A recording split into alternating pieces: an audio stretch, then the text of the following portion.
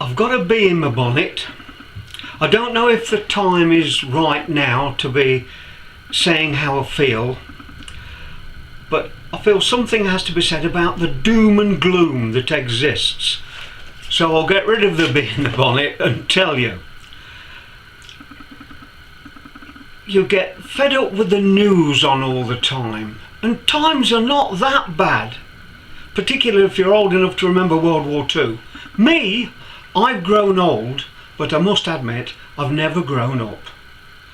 I'm daft, I act a bit silly, and I embarrass a lot of people.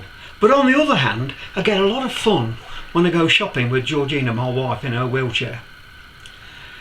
The oldies enjoy a joke, and I'm at that pleasurable age where we're pretty well all the same generally, but it needs somebody to break the ice. I've had some wonderful experiences, lovely laughs with people. There was one of my favourites is about a year or two ago I stood in the post office like we oldies do, queuing for a pension, and there was a little old lady in front of me. She must have been well in her late 80s or 90s, and I tapped her gently on the shoulder and said, "Excuse me, madam, you've got a stalker." And in a flash she whipped round and said words to the effect, "I've never had a stalker in 60 years," and gave me the biggest wet kiss imaginable. The post office was in uproar. There was another occasion at the shopping centre, am I supposed to say Tesco, and there was an elderly lady, and remember all this time I'm always with my wife, An old lady sat waiting for her daughter, and me being the silly old devil that I am, I said to her, "Excuse me, madam, do you fancy a little old man at 80? To which she said to me, "I'm game if you are." And I get the laughter that was going on, and she said, "I'd better not speak any more to you," she said, "I shall get told off by my daughter." But when her daughter turned up, I said to her daughter, "I'm chatting up your mother." You see, so she says, "Well, you can have her if you want."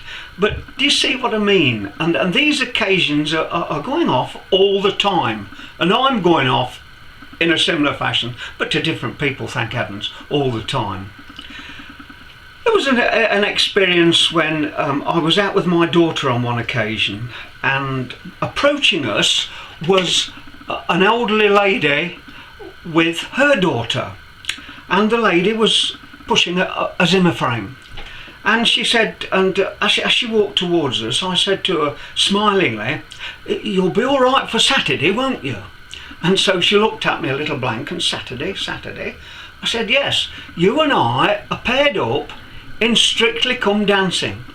We were laughing our socks off in seconds. My daughter came back and she said to me, "Do you know this lady, Dad?" I said, "No, I've got no idea who she is." But the fun that we have doing that, it's the same with old fellas, for example. Mind you, do get some miserable old crows sometime. Again, a chap's walking with a walking stick, and you say to him, "You'll be all right for Saturday, won't you?" Saturday? "Yes, we've got you inside left." "Well, I've not played football for 60 years. And so it goes the other way. There are occasions when even young people become involved in old people's antics. And I said to this elderly lady one day something funny and humorous, and about chatting up the ladies, and this young lad said, "How would you like it if your wife started chatting up the fellas like that?" My wife thought it was hilarious. Of course my wife has heard it all before. So not only do my daughters get embarrassed, my grandchildren, they won't even walk with me. But all I'm doing in my own silly, laddish way is causing people to laugh for a little bit. There doesn't seem to be much of it about these days, and so if at the end of the day I've caused 3 or 4 people to smile, that's okay by me, and I don't mind if I walk away. When I walk away they say, "Well, the silly old so and so." It doesn't matter, does it? As long as you've made somebody smile. during the day.